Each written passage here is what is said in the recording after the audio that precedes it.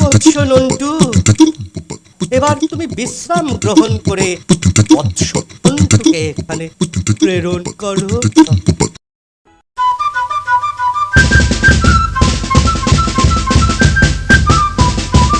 বৎস নন্টু, গুরুজনের খাদ্যদ্রব্যের দিকে নজর দিতে নেই। মাফ করবেন প্রভু, বেটা শুধু খাবে আর ঘুমোবে। এই গুরুদেব নামের কলঙ্ক খালি ছাটাচ্ছে।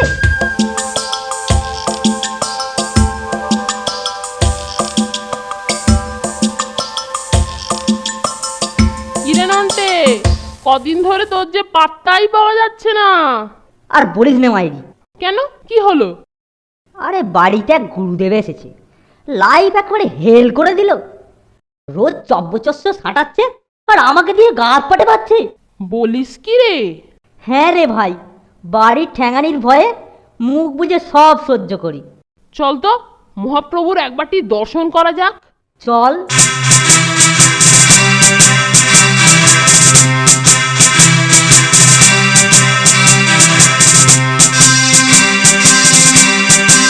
বৎস নন্টু, দেখ না, ভেবে যে একটা প্ল্যান বের করব সেটা চান্সই পাচ্ছি না।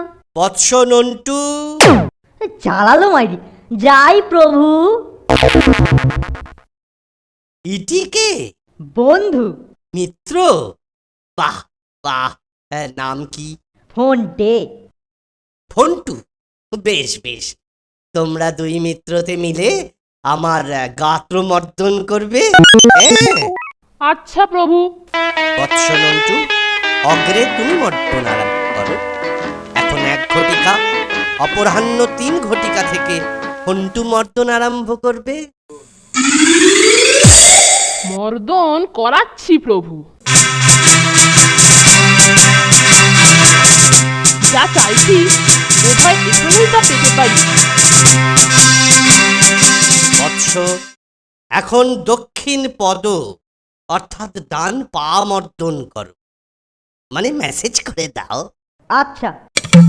এবার গাত্র মর্দন করো, অর্থাৎ গা মেসেজ করে দাও। ওম হরি। আজকালকার যুব সমাজের এ কি হাল!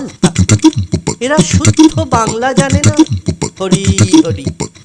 পেয়ে গেছি, আর এদিকে মর্দনেরও সময় হয়েছে।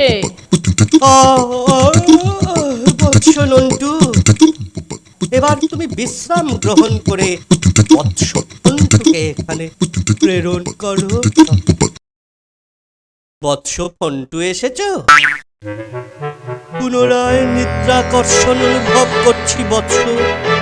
তোমাকে আর গাত্রমর্দন করতে হবে না।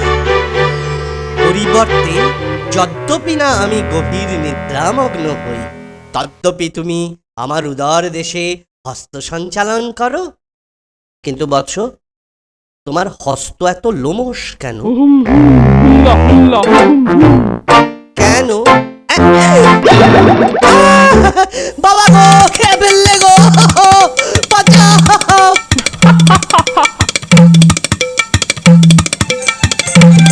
কিরকম বুদ্ধি বার করেছি বলতো নন্টে? তুলনা নেই রে পড়তে।